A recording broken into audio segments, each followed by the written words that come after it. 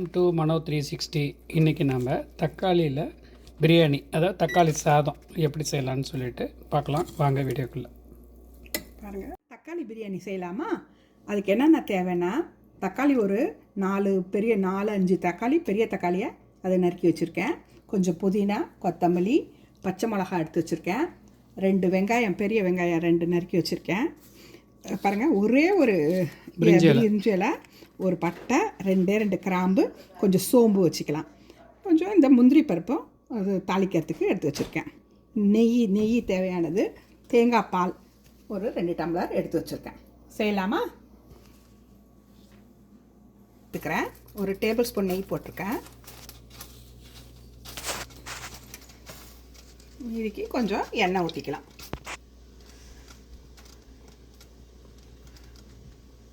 அரை ஸ்பூன் சோம்பு போட்டுக்கோங்க. நல்லா காஞ்ச உடனே சோம்பு போட்டுக்கோங்க. குட்டி பட்டை பாருங்கள், இவ்வளோதான் பட்டை. 2 கிராம்பு போட்டு தாளிக்கலாம்.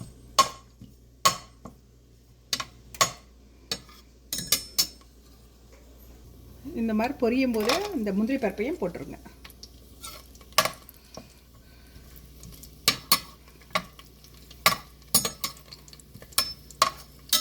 நல்லா பொரிஞ்ச உடனே நம்ம அரிஞ்சு வச்ச இந்த 2 வெங்காயத்தை போட்டுக்கலாம்.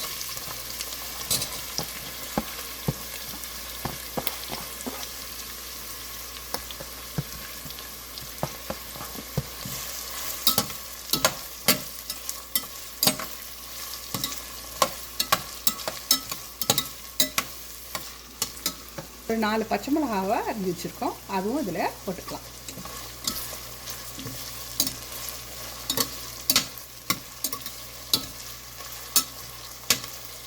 நல்லா வதங்கினோடனே ஒரு அரை டேபிள் ஸ்பூன் இஞ்சி பூண்டு பேஸ்ட் போட்டுக்கலாம். உப்பு போட்டுக்கலாம். இந்த வெங்காயம் நல்லா வதங்கிறதுக்கும் இந்த இதெல்லாம் நல்லா இதுவாகிறதுக்கும்.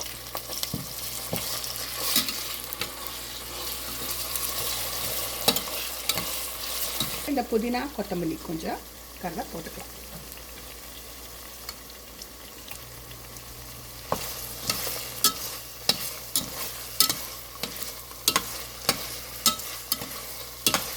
இப்போ நம்ம அரிஞ்சு வச்ச தக்காளியை போட்டுக்கலாம்.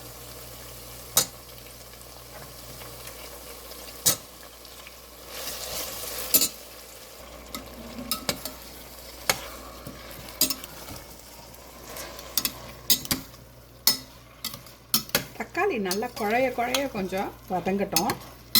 ஃபஸ்ட்டே இது பண்ணால் நல்லா இருக்காது, நல்லா குழையணும் தக்காளி. தூள் போட்டுக்கோங்க. இது மாதிரி நல்லா தக்காளி குழைய விட்டுருங்க. நல்லா இது மாதிரி இதுவாகிடணும், அப்போ தான் நல்லாயிருக்கும். அரை டீஸ்பூன் மஞ்சள் பொடி போட்டோம்.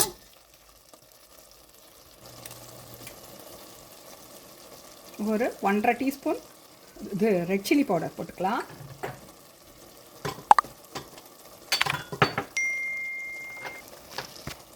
ஒரு டீஸ்பூன் தனியா பவுடர் போட்டுக்கோங்க. ஒரு கரம் மசாலா வந்து ஒரு 1/4 ஸ்பூன் தான்.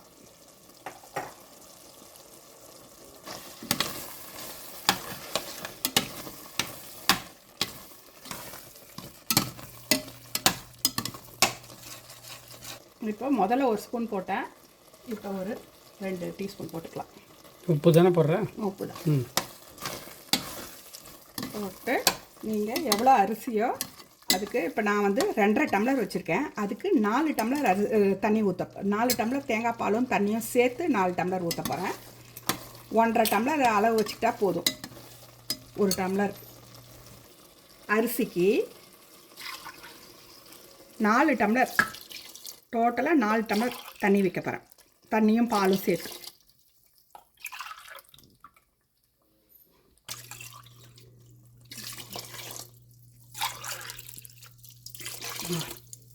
சம்பா அரிசி இது பண்ணியிருக்கேன், அதை போட்டுக்கலாம். இப்போ கொஞ்சம் லைட்டாக கொதிக்க ஆரம்பிச்சிருக்கேன். 2.5 டம்ளர் சீரக சம்பா ஊற வச்சேன், ஒரு அரை மணி நேரம் ஊற வச்சேன், அதை நம்ம போட்டுக்கலாம். எல்லா அரிசிலையும் செய்யலாம். அந்த பச்சரிசியில் செய்யலாம், சோனா மசூரியில் செய்யலாம், நீங்கள் சீரக சம்பாவில் செய்யலாம், பிரியாணி அரிசியில் செய்யலாம். கலரிட்டு மூடி வச்சிடலாம். 2 சவுண்டு இல்லை 15 மினிட்ஸ் சிம்லேயே வெந்துடும்.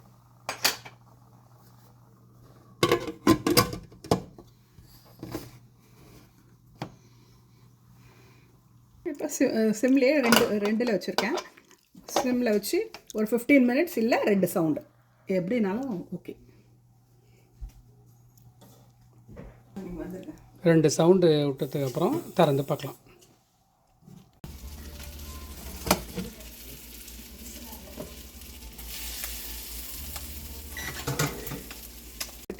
நீங்களும் செஞ்சு பாருங்கள், செஞ்சு சாப்பிடுங்க. லைக் பண்ணுங்கள், ஷேர் பண்ணுங்கள், கமெண்ட் பண்ணுங்கள், சப்ஸ்கிரைப் பண்ணுங்கள் ப்ளீஸ். தேங்க்யூ.